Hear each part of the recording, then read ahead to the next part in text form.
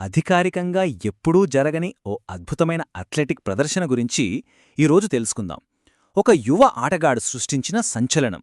కానీ అది రికార్డ్ పుస్తకాలలో మాత్రం ఎక్కలేదు. విచిత్రంగా ఉంది కదూ? ఆ కథేంటో చూద్దాం. ఈ నంబర్ చూడండి, 171. ఇదే ఆ స్కోర్. ఒక హైస్టేక్స్ ఇంటర్నేషనల్ టోర్నమెంట్లో కేవలం 95 బంతుల్లో వచ్చిన స్కోరిది. ఇంకా అద్భుతమైన విషయమేంటంటే, ఈ ఫీట్ సాధించిన ప్లేయర్ వయసు జస్ట్ 14 ఏళ్లు. అతని పేరు వైభవ్ సూర్యవంశీ. ఈ వయసులో ఇలాంటి పర్ఫార్మెన్స్ అంటే మాటలు కాదు. కానీ ఇక్కడే అసలు ట్విస్ట్ ఉంది. ఇంత గొప్పగా ఆడినా ఈ ఇన్నింగ్స్ అధికారిక U19 క్రికెట్ రికార్డుల్లోకి వెళ్లదు. ఎందుకని? అదే ఈ కథలోని అసలు పారాడాక్స్. సరే, ముందుగా ఆ రికార్డులను బద్దలు కొట్టిన ఇన్నింగ్స్ గురించి మాట్లాడుకుందాం.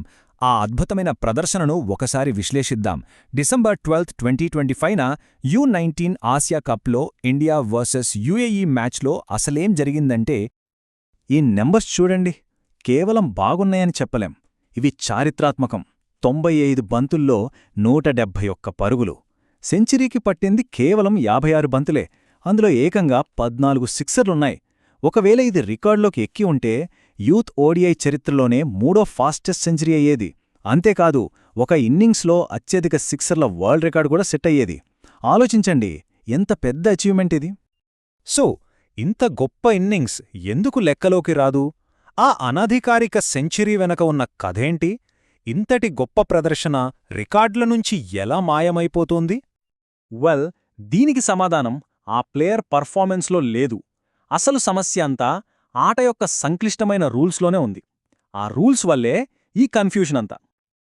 రైట్, ఆ క్రికెట్ వర్గీకరణ నియమాలేంటో ఒకసారి చూద్దాం. అసలు అధికారిక మ్యాచ్ హోదాను ఎలా డిసైడ్ చేస్తారో అర్థం చేసుకుందాం. అయితే ఇక్కడ మనకు తెలియాల్సిన ముఖ్యమైన విషయం యూత్ ఓడిఐ స్టేటస్. ఒక మ్యాచ్ అధికారికమా కాదా అని నిర్ణయించేది ఇదే. ఈ స్టేటస్ ఉంటేనే ఆ మ్యాచ్లోని స్టాట్స్ అన్నీ రికార్డు పుస్తకాల్లోకి ఎక్కుతాయి. లేదంటే హంతే సంబతులు. ఈ టేబుల్ చూస్తే మనకు విషయం స్పష్టంగా అర్థమవుతుంది. ఇక్కడ చూడండి, U19 ఆసియా కప్లో జట్లను ఎలా వర్గీకరిస్తారంటే, ఇండియా ఒక టెస్ట్ ఆడే దేశం, అంటే ఐసీసీలో ఫుల్ మెంబర్. కానీ UAE ఒక అసోసియేట్ జట్టు, అంటే క్రికెట్ ఉంది కాని ఇంకా ఫుల్ మెంబర్షిప్ రాలేదు. రూలేంటంటే, 2 టెస్ట్ దేశాల మధ్య మ్యాచ్ జరిగితే అది అఫీషియల్. కానీ ఒక టెస్ట్ దేశం ఒక అసోసియేట్ జట్టుతో ఆడితే అది అనధికారికం. సరిగ్గా ఇదే ఇండియా UAE మ్యాచ్లో జరిగింది. ఇక్కడితో కథ అయిపోలేదు.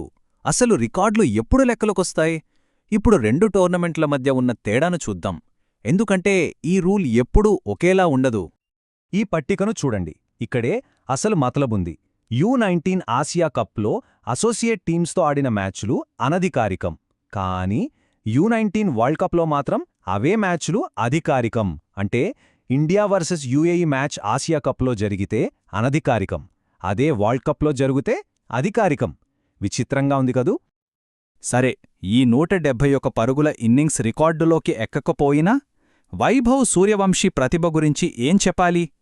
ఒక స్టార్ ఇప్పటికీ ప్రకాశిస్తూనే ఉన్నాడు. చూడండి, భారత ఫస్ట్ క్లాస్ దిగ్గజం ప్రియాంక్ పాంచల్ ఏమన్నారో, ఇది నిజంగా పిచ్చి. వైభవ్ను 2 ఏళ్లలో సీనియర్ జట్టులోకి వేగంగా తీసుకొస్తారని నాకనిపిస్తోంది. అంటే క్రికెట్ ఎక్స్పర్ట్స్కి అతని టాలెంట్ మీద ఎలాంటి డౌట్స్ లేవు. ఈ యొక్క స్టాటిస్టిక్ అతని కెరీర్ని డిఫైన్ చెయ్యదు. నిజానికి అతని అఫీషియల్ రికార్డ్ చూసినా అద్భుతంగా ఉంటుంది. ఇంగ్లాండ్ U19 పై యూత్ ఓడిఐ సెంచరీ ఉంది. యూత్ టెస్టుల్లో 2 సెంచరీలు, ఒక హాఫ్ సెంచరీ. అంతేకాదు, సీనియర్ ప్రొఫెషనల్ T20 క్రికెట్లో ఏకంగా 3 సెంచరీలున్నాయి. ఐపీఎల్లో రాజస్థాన్ రాయల్స్ తరఫున, సయ్యద్ ముస్తాక్ అలీ ట్రోఫీలో బీహార్ తరఫున కూడా సెంచరీలు బాదాడు. సో అతని టాలెంట్ ఆల్రెడీ ప్రూవ్ అయింది. అంటే చివరిగా ఇక్కడ జరిగింది ఏంటంటే, ఒక అద్భుతమైన ప్రతిభ కొన్ని సంక్లిష్టమైన, కొన్నిసార్లు కొంచెం కన్ఫ్యూజింగ్గా ఉండే రూల్స్ను ఎదుర్కొంది. ఇది ప్లేయర్ ఎబిలిటీకి, స్పోర్ట్స్ రూల్స్కి మధ్య ఉన్న ఒక ఇంట్రెస్టింగ్ పాయింట్. ఇది మన ముందు ఒక పెద్ద ప్రశ్నను ఉంచుతుంది.